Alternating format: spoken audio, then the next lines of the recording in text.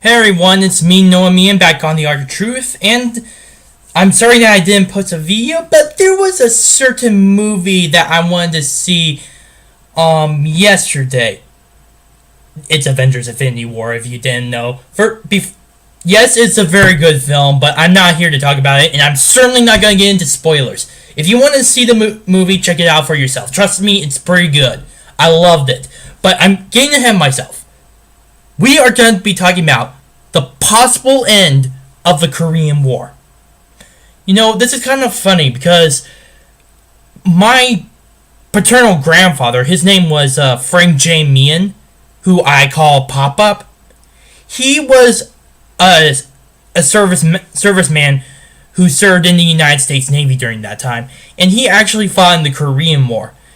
I heard so many stories from him that I remember that he said that one time a pilot actually came into actually crash landed into the ocean, and he jumped off his boat to save him, and he was surrounded by jellyfish and sharks. I really wish that I know more about his about what happened during the Korean War at that time, especially from his perspective, but unfortunately he died back in 2004.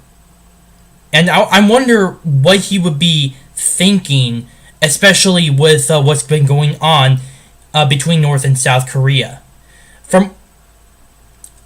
Throughout the whole weekend, or well, not the weekend. I'm sorry, I'm getting confused. Throughout the last few days, North and South Korean leaders Kim Jong-un and Moon Jae-in actually went to the DMZ, and they just crossed it, and they managed to have like a sort of a summit. And they have actually agreed to the denuclearization of the Korean Peninsula. At least as far as we know. And this is definitely a big thing. A big positive thing. Not just for the whole world, but for America in general, and even President Donald Trump. You see, he has been, during the campaign, he had given this idea that he was actually thinking that maybe, just maybe, he was thinking about talking face to face with the North Korean leader. Now, personally, I didn't like that at the time because, well, he's a North Korean dictator. You know, he is the leader who basically sends a lot of his people into concentration camps if they just fall out of line, even just by 1 inch. This is the same leader that's been starving his own people. This is the same leader that's been threatening South Korea, Japan, the United States, and much of the entire world. This is the same leader who's basically relying on China to further prop itself up. So at the time, I didn't think much of it, but I'm actually coming around to it. Again, I still don't like North Korean dictator. In fact, whether there is to be sort of a war peace, let's hope it's peace. I hope Kim Jong-un and the rest of the Korean Workers' Party, at least the top leaders, get the justice that's coming to them. Because that's what the North Korean people deserve. Especially the shit that they have gone through. But from what I can hear, what I'm told, they're planning on denuclearizing the entire peninsula.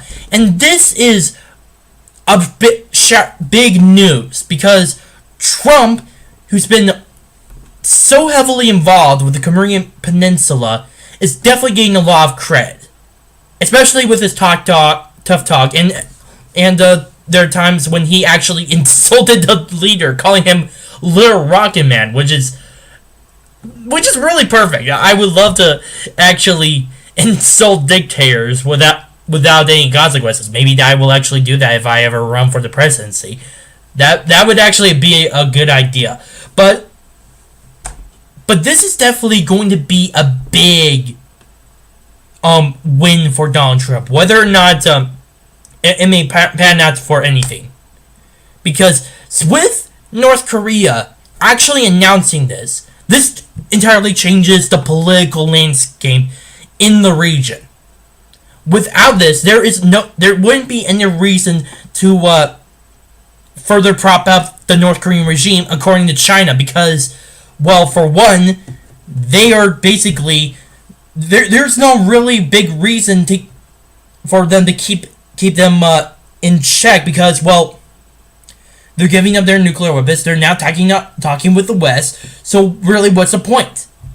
The second thing is they're being attacked by the trade sanctions, which I bet that there have been closed backdoor doors where the United States and China have actually agreed to cut off as much trade with North Korea as possible to get them to the negotiating table. And this definitely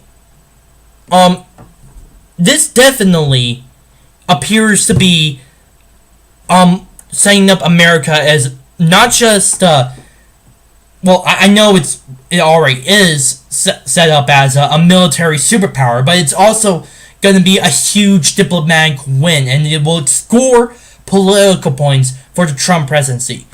If it's possible that North Korea denuclearizes the entire peninsula, this would be a huge win for Donald Trump, and I'm pretty certain not only will he win the 2020 election, he will also get the Nobel Peace Prize. Which, by the way, I would say it would be funny, because after all the shit that Donald Trump has gone through, especially with being called Hitler and stuff by the mainstream media, by people like social justice warriors from Antifa, that sort of thing, and other leftists, I would love to see their outrage. It would be so fucking hilarious. I would love that. In fact, if that's the case, I would love it if anyone would send me videos of if something like that were to ever happen. It would be a massive massive political achievement, because this war has been happening since 1951. True, the fighting officially ended in 1953, but there has been no peace treaty, and there has been no official end to the conflict. So basically, we have been in this war for at least 60 to 70 years already. That is a big thing. And if Trump were to end this, that would be a big game changer. That much is certain. Of course, I'm pretty sure there are a lot of people that don't like this, especially some of the establishment. But I bet some of them would want peace. I'm pretty sure, but some of them would prefer to knock North Korea off the map.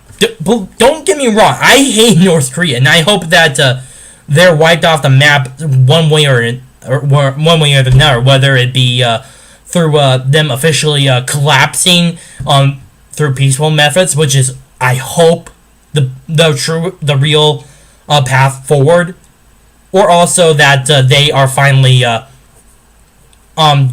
their comeuppance for what they deserve.